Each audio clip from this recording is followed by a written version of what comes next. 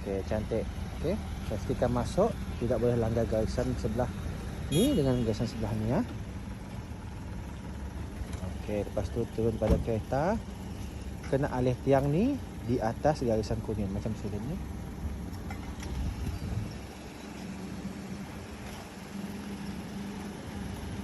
Sama lurus dengan logo dua-dua.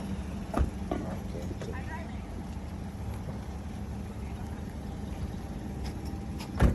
Okey, pastikan masuk.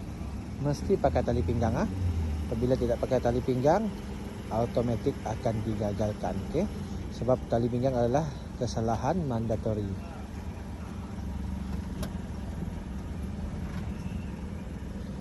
Okey, perlahan sampai sentuh tayar. Okey. Lepas tu tekan minyak.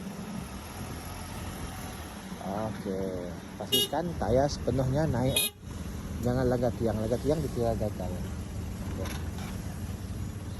Lepas tu keluar, kena alih tiang, pergi ke tepi ya. Ujian ni hanya untuk yang ambil lesen auto saja. Okey, alih ke tepi.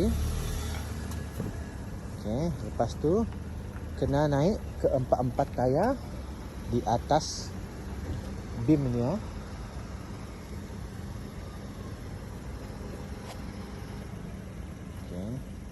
Pastikan pakai tali pinggang. Okey, jangan tali pinggang. Okey, rasakan sentuh dari belakang. Okey, lepas tu tekan minyak. Okey, horn angkat tangan.